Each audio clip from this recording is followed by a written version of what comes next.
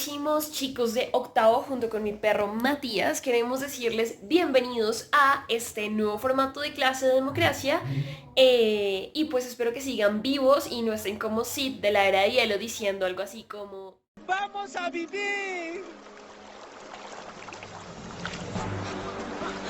¡Vamos a morir! después de ese recordatorio de su infancia. Quiero contarles que durante este periodo vamos a ver la clasificación de los derechos, porque si ustedes no lo sabían, los derechos se clasifican.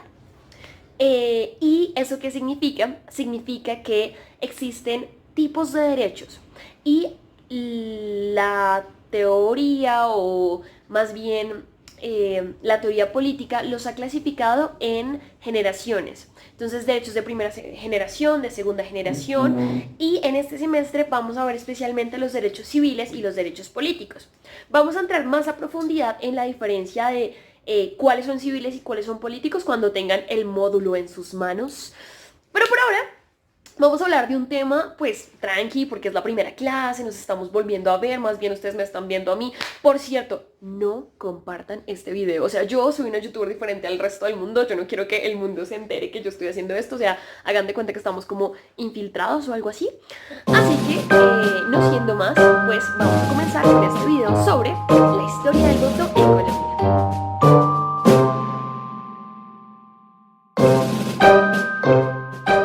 ¿Saben una cosa? Yo siempre he creído que nosotros como colombianos somos súper contradictorios. Porque ahorita que nos tenemos que quedar en casa queremos salir, nos sentimos súper estresados, no ayuda. Pero cuando tenemos que salir, y sobre todo cuando tenemos que salir a votar, no lo hacemos.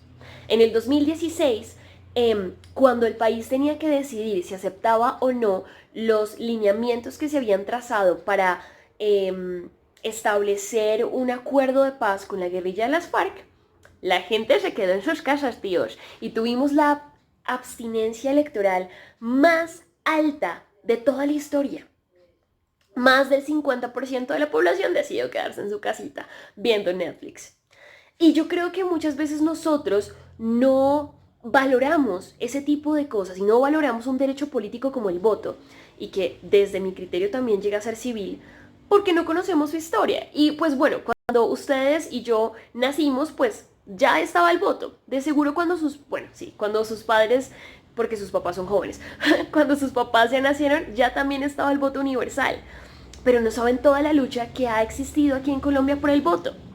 Y muchos colombianos creen que el votar aquí en nuestro país fue tan simple como hacer esto.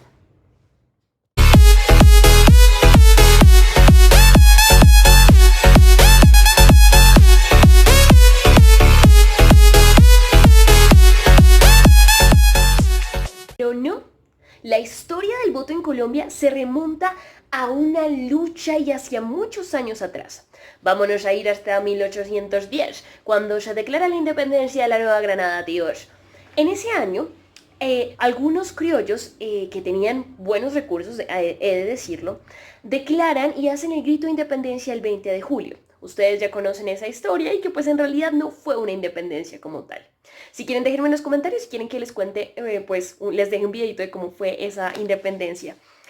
Y resulta que este grupo de jóvenes rosaristas y bartolinos, eso quiere decir que eran de la Universidad del Rosario y del Colegio de San Bartolomé, que eran criollos, es decir, hijos de españoles nacidos en América, dictan la independencia de Colombia, pues dan vía libre al voto. Es decir, vamos a hacer una democracia, tíos. Bueno, ellos no hablaban así, pero el punto es que evidentemente dan el voto, pero lo dan restringido. Por ejemplo, el voto era solamente para mayores de 21 años y personas que tuvieran un buen caudal económico. Se prohibía el voto a los esclavos. Ustedes saben que en esa época todavía no se había abolido la esclavitud. Espero que me dejen en los comentarios en qué año se abolió la esclavitud. Yo se los dije el periodo pasado. Y tampoco permitían que los analfabetas participaran en esto. ¿Y saben cuál es la peor parte? Adivinen a quienes no tampoco dejaban votar. Esa es una excelente pregunta. Exacto, a las mujeres tampoco nos dejaban votar. Resulta que esto siguió así hasta el año de 1853. Perdón, ese fue mi WhatsApp.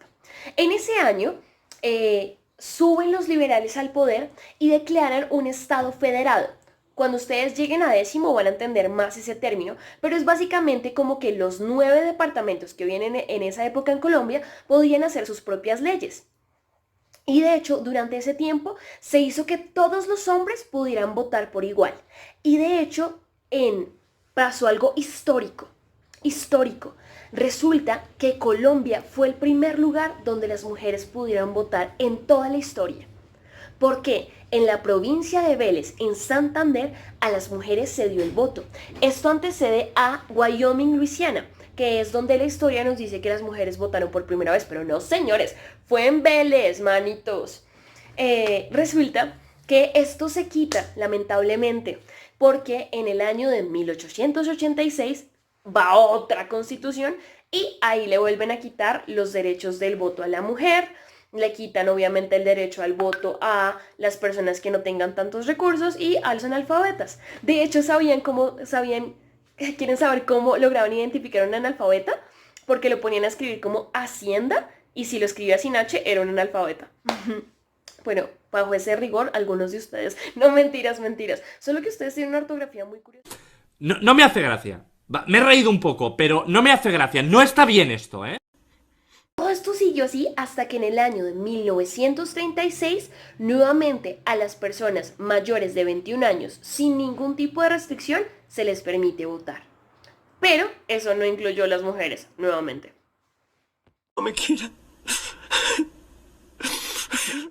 En 1954, finalmente las mujeres pudimos votar, amiguitos. Esto se hizo gracias a un señor que se llamaba Gustavo Rojas Pinilla, que era el mandatario en esa época, y que curiosamente no fue elegido democráticamente. El man se tomó el poder y era un militar, pero esa es otra historia que no les puedo contar ahorita.